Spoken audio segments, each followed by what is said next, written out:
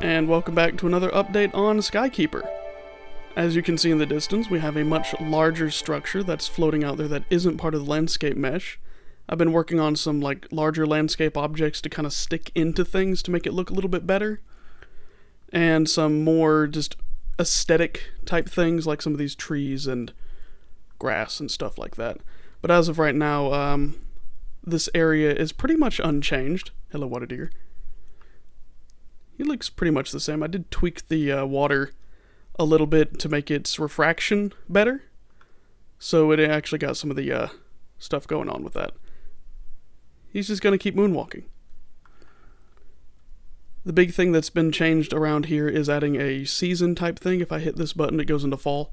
So you can see the willow trees are orange and the birch trees are a little bit more yellow. And the pine trees are actually slightly bluer than they were before, because I feel like during the wintertime a whole pine forest feels more blue, and in the summer times it feels more limey. The ground textures have also been tweaked a little bit so they're less crunchy and crispy. There's more detail to them. It's mostly just like a fractaling of the original textures. You've done the same on the rocks here, and I think it just looks better. It's less blurry whenever you look at something. There's just more detail, and it seems to be running just fine. One of the big things that I've been working on is this house, which looks exactly the same on the outside, but if we go in, that was awkward, we have some sticking in the doorway. We have some, furniture and stuff like that. So we've got a kitchen now, with covers on the stove because I didn't feel like modeling the eyes, and some, that masonite weird stuff, countertops, and some stainless steel sinks and all that kind of fun stuff. Some chairs, hardwood floors. I need to work on the floors a little bit. They're a little bit too high contrast, and there's this line down the middle of the textures that's making it a little bit obvious that it's tiled, but it's no big deal really. Got a nice looking bed, some nice shiny polished tops on some things, chairs that freak out a bit if you run into them. Let's see if I can fling this across the room by standing on it. But yeah, the chairs are physics object. If it ever turns nighttime, which it never will, I've got a lamp that turns on, and you can see that the floors and ceilings are a little bit, or walls and ceilings are a little textured and have some stuff going on that makes them look like plaster. The windows are, yeah, that's definitely not that's totally not the wood floor texture on the windows. But it's because the map for the floor, this thing is masked for the quality of it, and all these textures are tiles about yay big. So the house is actually textured with a red, green, and blue mask that tells the the material where to put stuff.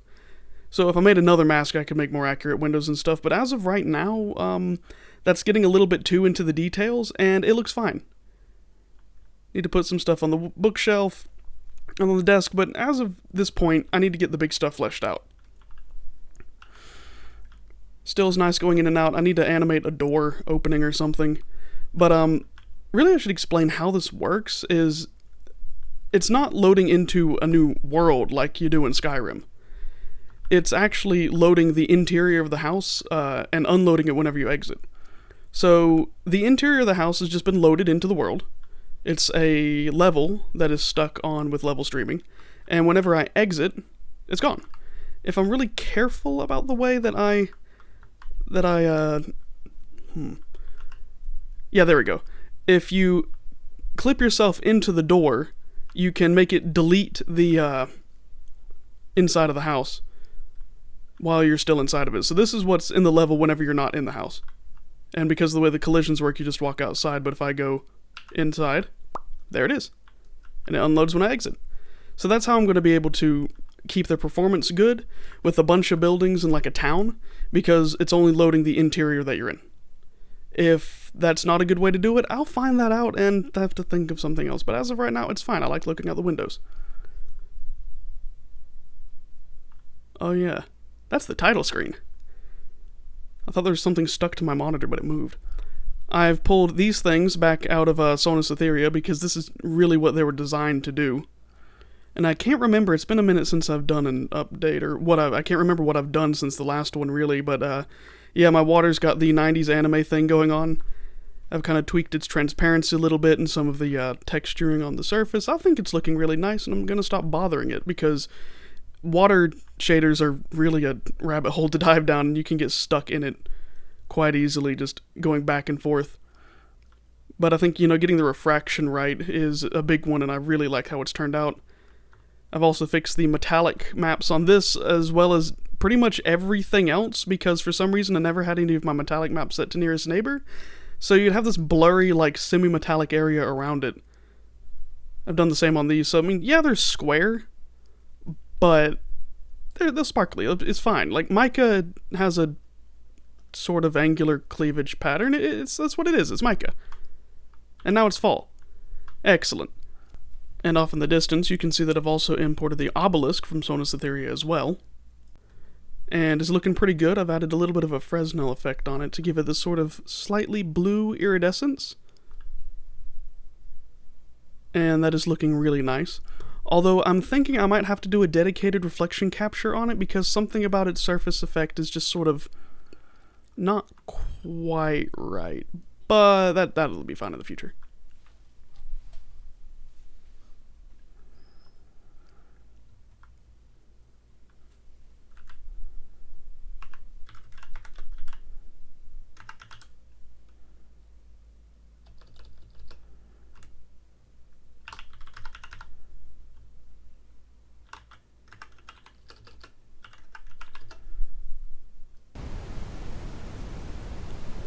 Alright, now we're in an area that I've built more recently that's kind of just what I'm testing some of my visual dynamics in the woods again and making sure everything looks right, because the Wandering Woods are using a lot of older material, well not materials, but older objects and sizes for things, and I built something new to kind of to see what it looks like whenever I tweak those a little bit. So my ferns are smaller and grow in bunches, my grass is a little bit smaller. I've made a riverbed texture that is supposed to be like rocks. They're still really flat, but in the water they look fine.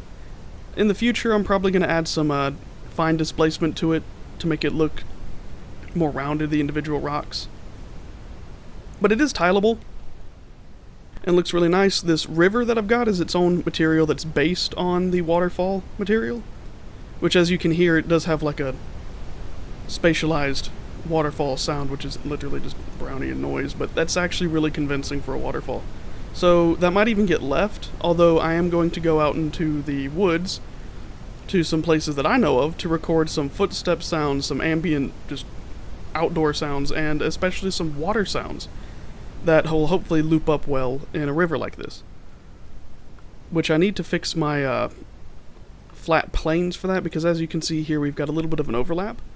Because when I made this in Blender, this is just a flat mesh, and then I used one of the modifiers to bend that mesh, but use the same UV so that using the same material, I can make the water seem to flow around a corner. But in doing so, my edge alignment is a little bit whack. As you can see, it's thinner up there than the top, so I need to tweak how the thing is bent to make it align better, but that's no big deal. This is a test version. As you can see, it's a little bit worse there. And in practice, I could probably put some rocks and stuff with some, smoke particle effects and things, just to make it look a little, better. I've just noticed that my deer don't seem to be moving. Yeah, so that means the nav mesh here is, broken. So yeah, it turns out when you launch the game from the launch button in the upper right hand corner of the editor, like I have here, the nav mesh just straight up doesn't work at all. It does in the editor, and it does whenever you build the game and play it. Who knew? So that's fun. It's probably a matter of whenever I just launched this from the editor and I didn't hit P beforehand to make the nav mesh visualize. So it probably doesn't exist. So it'll be fine. That's just one of those things that I might need to build the map again. Welcome to Unreal Engine. These bushes look awful, and I need to fix them because they're still using the old leaf textures, if you could even call them that, from Sonus Etheria. Which, if I continue with that one, I'm still going to keep this aesthetic with the flat things, and I've still got a little bit of that going on with the floating stuff here, but I'm not going to keep it. If anybody wants to see, I've got fall, which looks stunning.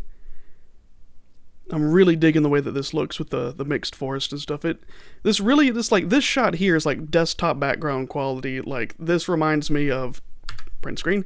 This reminds me of just the places that I grew up in as a kid, which is really what I was going for. Although, I might do some tweaking. Some of these trees are a little bit sideways, and I did that on purpose in their setup with the foliage system, and I might take it out because it's adding, or for certain areas, because it adds a little bit of like unease into the visuals a little bit. With them being slightly off center, it makes you feel less grounded, I guess, if you're talking from like a English teacher's perspective. But, you know, you can see around here that we got the glitters on the rocks. I'm really liking this. Like, that right there is perfect. It's exactly what I was going for. And I know not all rocks sparkle, but, you know, that's kind of the aesthetic I've got. The rocks glitter. I want this to be like... I want it to feel like that 80s glittery that things are, you know, with the little shimmers and stuff. If I could figure out how to do like the, you know, like the four-pointed coma around the stars and stuff, I would do that in a heartbeat. Because this is... I'm starting to feel more of like this weird, like, 80s fairy tale vibe, and less of the eco-punk thing, but although I'm gonna mix that. So I might put more of that type of thing in there as I go along. And I feel like that's gonna be a nice aesthetic to go with. And this shot here is a nice way to end this rather short update episode on just some of the stuff I've been doing.